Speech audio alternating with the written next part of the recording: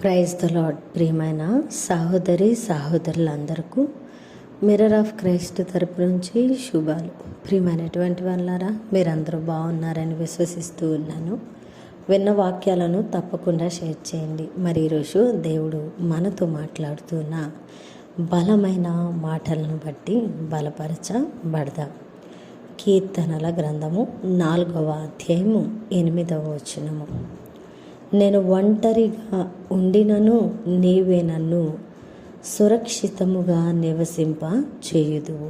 దేవునికి మహిమ ఘనత ప్రభావములు చెల్లిస్తూ ఉన్నాను.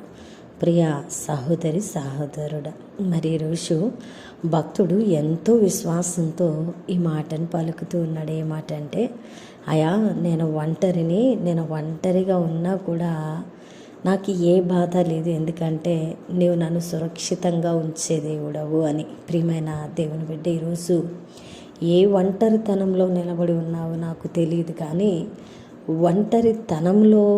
ఒంటరి పరిస్థితుల్లో ఉన్న నీవు కూడా ఇలాంటి భరోసా కలిగిన విశ్వాసంలో నిలబడాలని దేవుడు కోరుకుంటూ ఉన్నారు. మొదటిగా నీ ఒంటరితనాన్ని నువ్వు జయించాలంటే నువ్వు ఒంటరిగా దేవునితో ప్రాకులాడడం నేర్చుకోవాలి. నీ ఒంటరితనంలో నువ్వు జయ జీవితాన్ని పొందుకోవాలంటే నీ ఒంటరితనంలో నువ్వు దేవునితో సహవాసం చేయాలి. నీ ఒంటరితనంలో నువ్వు గెలిచి అనేకుల ముందు అనేక జనాంగంగా నువ్వు నిలబడాలంటే నీ సమయాన్ని దేవుని సన్నిధిలో వెచ్చించి పోరాడి ఆ ఒంటరితనాన్ని నువ్వు జయించాలి.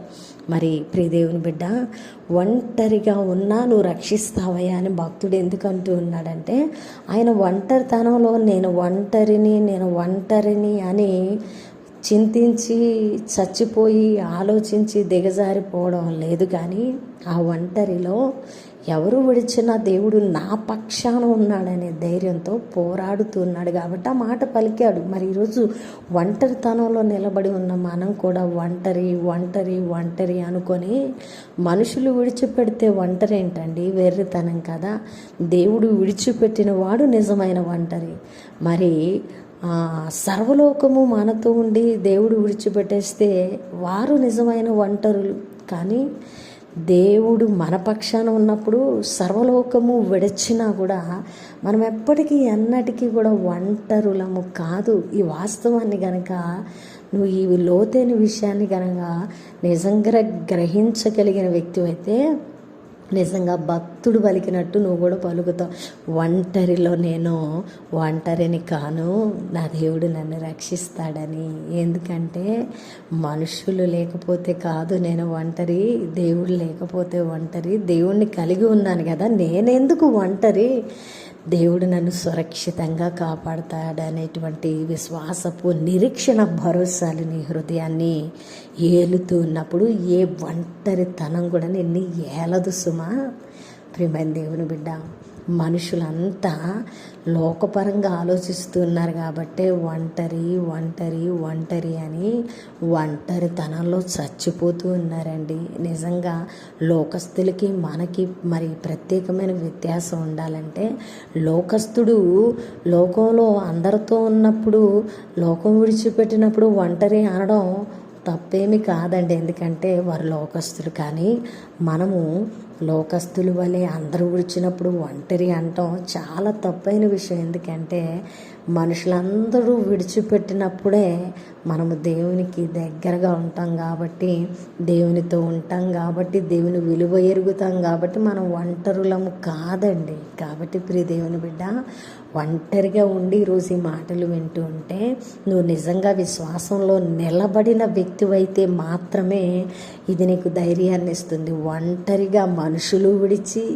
ఈ ఒంటరితనంలో మనుషులు విడిచిపెట్టారని పిచ్చెక్కిపోయి నువ్వు దేవుని దగ్గరికి వెళ్ళక దేవునికి దూరంగా ఉంటే నువ్వు నిజంగా ఒంటరివే సుమా. కాబట్టి మనుషులు విడిచిపెట్టారని అల్లాడిపోకు. ఏముంది మనుషుల యొద్ద? సర్వశక్తివంతుడైన దేవుని యొద్ద సమస్తం ఉన్నాయి. మనుషులు విడిచిపెట్టేస్తే ఒంటరితనంలో బ్రతుకుతూ ఉంటే ఒక అడుగు దేవుని వైపు వేసి ఆ ఒంటరితనాన్నంతా ఆయన చేతిలో పెట్టి బలమైన గుండె ధైర్యం వస్తుందండి. అసలు అద్భుతంగా దేవుని సన్నిధిలో నిలబడడానికి అవకాశం ఉంటుంది. ఈ లోతైన విషయాన్ని గ్రహించి ఒంటరిలో నువ్వు సురక్షితంగా ఉండేటువంటి సర్వశక్తిమంతుడైన దేవుని నీ పక్షాన పెట్టుకో. అది నీ క్రియ, నువ్వు చేయవలసిన పని. అప్పుడు భక్తుడు పలికినట్లు నువ్వు కూడా పలకగలుగుతావు. ఆమెన్. వినవాక్యం ఫలింపు కొరకు ప్రార్థన. పరిశుద్ధుడా, గొప్ప దేవుడా, మీ బంగారు పాదాలకి వందనాలు అయ్యా. నేను ఒంటరిగా ఉంటే నువ్వు రక్షించే దేవుడవు అని భక్తుడు పలికినట్లు మేము కూడా పలకడానికి సహాయం చేయండి. అట్టి విశ్వాసాన్ని, అట్టి భక్తి జీవితాలను మాకు దయచేయండి.